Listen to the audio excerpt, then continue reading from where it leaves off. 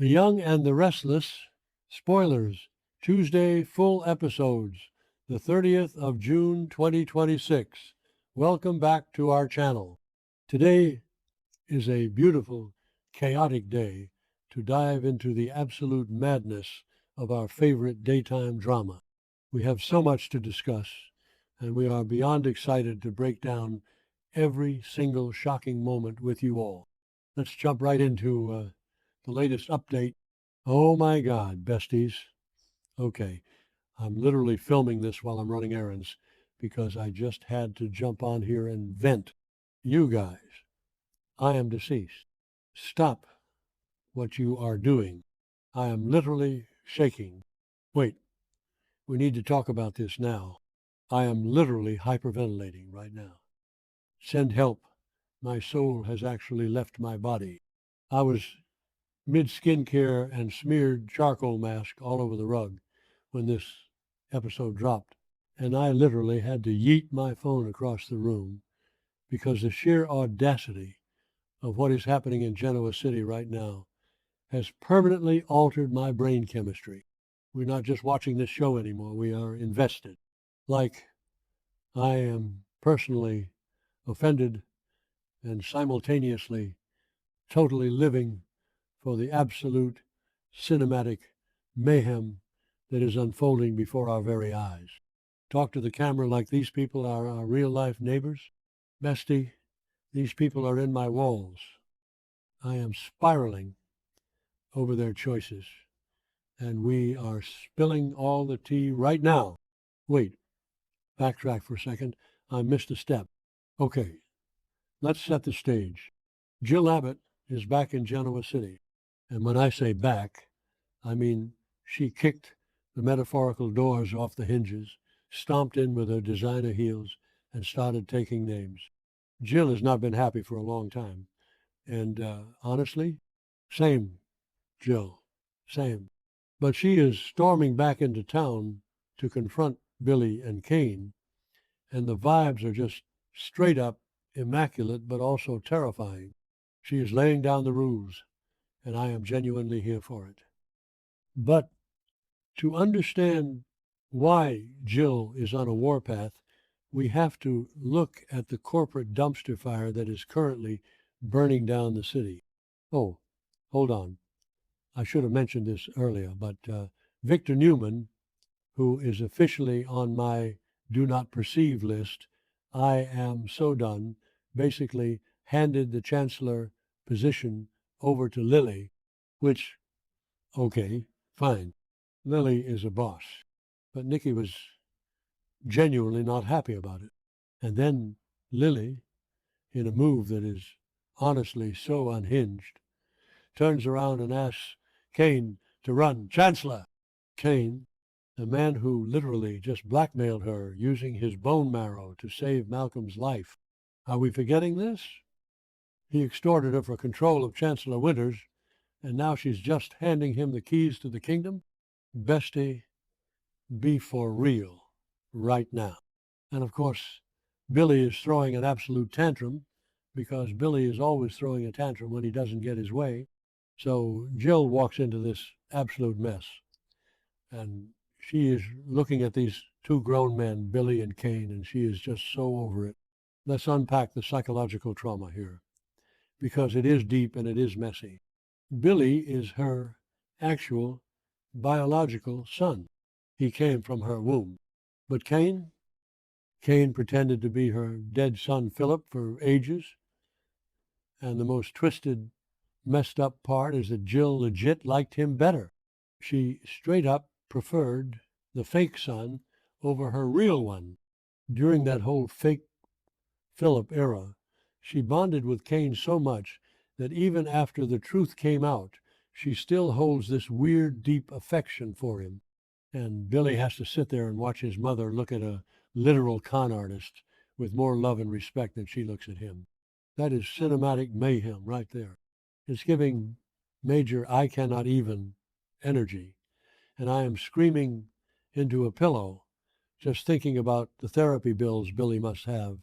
Wait, I'm glitching. Okay, back to the main event. No, wait, I have to talk about the math first. The soap opera timeline math is literally making my brain buffer, and I need you all to spiral with me for a second. Philip was born in 1975, right? So he was a teenager in 1986. Billy was born in 1993, which means he was a teen in 1999. Does Kane look 10 years older than Billy? Absolutely not. The actor who plays Kane, Daniel Goddard, wait, my notes say Thompson, whatever. The actor is only 9 years older than the actor who plays Billy. How does this make sense? Did I say that yet? Ugh, my brain is mush. Moving on. But seriously, the timeline is genuinely a high octane psychological masterpiece of confusion, and I am physically vibrating from trying to make it make sense. Okay, we need to pivot. We need to talk about the hospital. I am bouncing around the timeline because I'm too hyped to stay on track.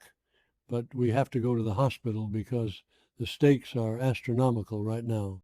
Nikki Newman is going into a massive, life-altering surgery. Her blinding, terrifying headaches have culminated in this terrifying medical emergency, and the entire Newman family is gathered in the waiting room, pacing around like they are in a Greek tragedy. The tension is so thick you could cut it with a scalpel. And don't even get me started on the vibes of Victoria Newman right now. She is genuinely standing there giving Victor all the credit for flying in this top-tier surgeon. She is looking at her father like he is some kind of superhero who just parted the Red Sea to save her mother. Oh, thank God Victor is here. Victor is taking charge. Victor got the best doctor in the world. Like, bestie, open your eyes.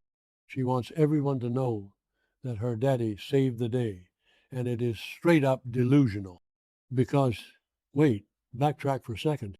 Victor didn't even do the actual work. It was Nate who made the medical connections, and Stephanie Simmons is the one who legit left a dozen frantic voicemails for her colleague to get this specific world-renowned surgeon to Genoa City. Nate and Stephanie did all the heavy lifting. They made the calls, they pulled the strings, they practically dragged this surgeon here by the collar. But is Victor correcting anyone? Is Victor saying, actually, Victoria, we should thank Nate and Stephanie? Absolutely not. He is just standing there, puffing out his chest, soaking up the glory like some kind of mob boss saint. It is honestly so unhinged how he just absorbs credit for other people's hard work. Wait, did anyone else notice the lighting in that hospital waiting room? I have to veer off for a second because it was driving me insane. Why is it so aggressively blue? It's giving 2012 Twilight filter, or like the inside of a sterile fish tank. It's honestly distracting me from the life or death stakes.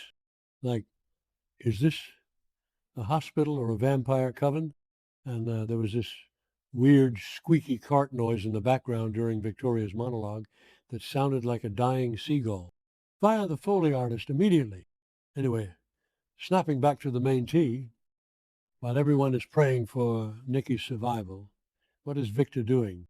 Besties, this is the part where my grip on reality completely slips, because the level of psychopathy on display here is actually terrifying.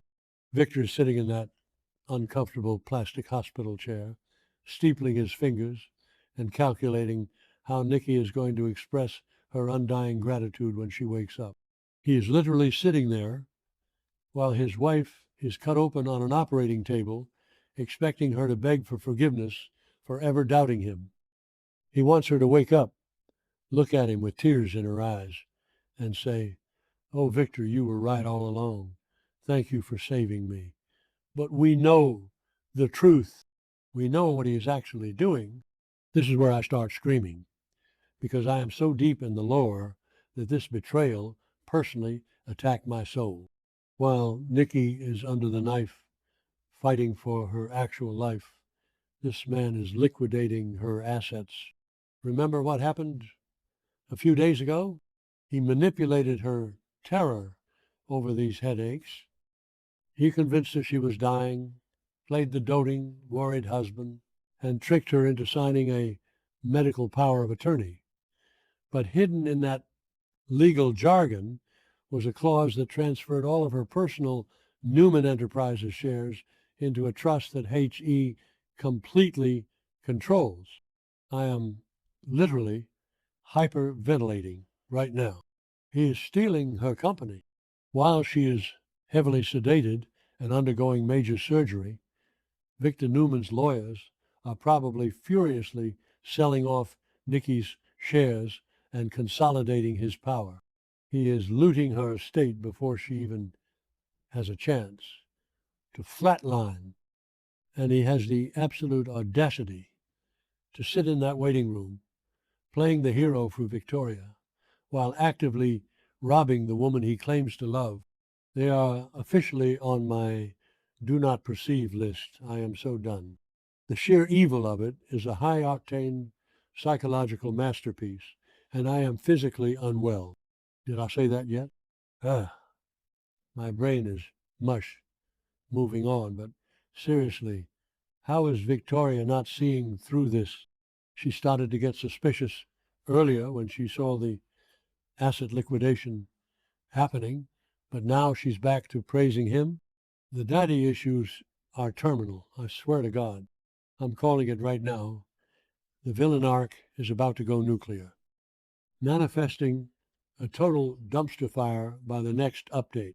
When Nikki wakes up, and she better wake up because she is an icon and a legend, and she realizes that she survived this horrific medical trauma only to find out she has been robbed blind by her own husband, the explosion is going to shatter the windows of every penthouse in Genoa City.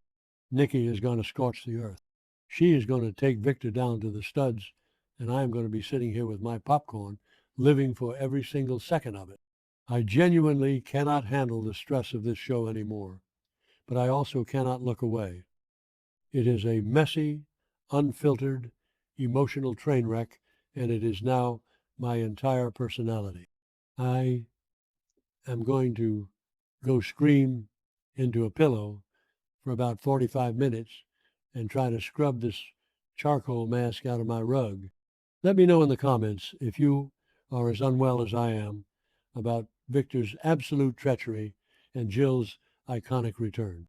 Stay chaotic, besties, and I will see you in the next update. Send help.